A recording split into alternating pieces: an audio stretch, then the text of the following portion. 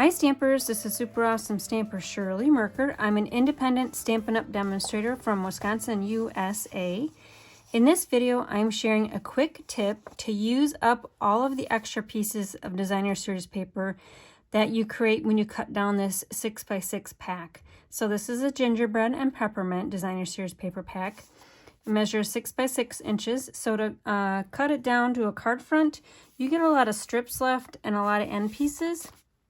And I started getting a little mini mountain of these 1-inch pieces, also 2.5 centimeters, when I was stamping a bunch of kits. So when I get the same size of designer series paper, I start thinking of what kind of quilt design I want to create. And for this one, I decided on a 3x3 inch square. This is just a piece of our backer sheet from the designer series paper packs. And it also measures 7.4 by 7.4 inches.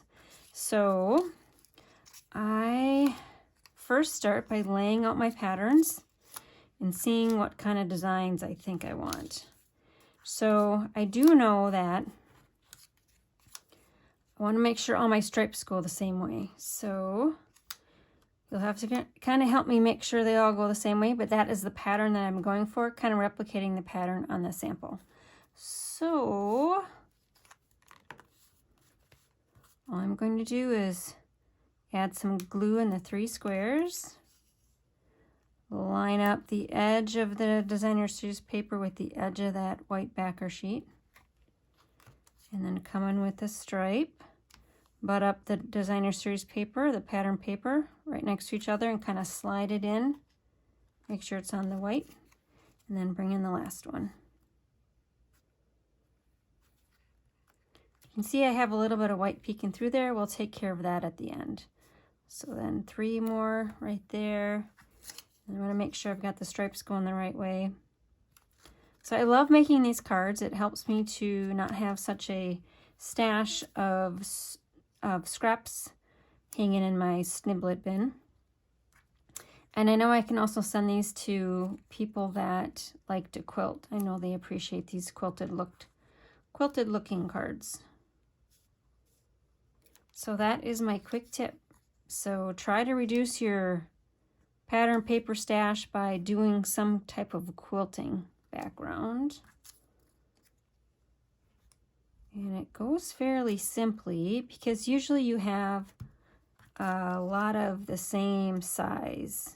Like I was accumulating this 1-inch square. Now you can see a few of them are hanging over on the right side. See, this is why I love that Tombow glue. I can kind of zhuzh everything in place. All right, and I need to custom cut some of that off. So let me grab my paper snips, and I'm just going to run along this. And we're going to attempt to make this straight. And if you don't think you can cut this straight, then go ahead and take it over to your paper trimmer. Looks good. All right, and then my next tip is change up your color scheme. So this one I decided to highlight the reds and the greens, but this one I decided to backer this on the cinnamon cider. But I'm still going to pull in a piece of the real red that's been embossed using the checks and dots embossing folder. There are 2 folders in this item number, so you get the checks and the dots, just so you're aware of that. So my real red measures 3.5 by 4 inches, 4.25 inches. That's 8.9 by 10.2 centimeters. Just using Tombow glue on that because it's bumpy since I embossed it, and that Tombow glue will sink into all those impressions. And while I've got the Tombow glue out, I can use that for this piece.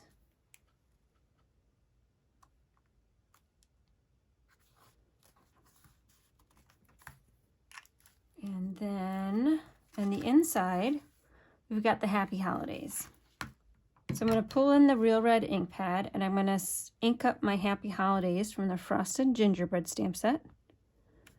It's going to go in the inside of the card. Bring in my Stampin' Seal. Attach that down. Now the pattern paper's got a lot of these little images. So once you cut out the bigger images, you have got a lot of these circles. So we're going to go ahead and use those on the inside. And that little bell is actually part of a full sheet 6x6 of different images that you can cut out. There's a snowflake, a bell, and 2 different color ornaments.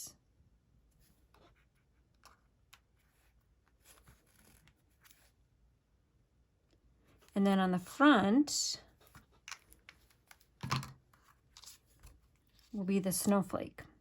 So I'll pop that up. And I'm just grabbing 2 mini dimensionals. That's all you need. It's not going anywhere. Just need to pop that up slightly. So there you go. So my quick tip is to use your scraps up in a quilted technique. And if you do a square piece for a backer sheet, it's easy to create some fun backgrounds.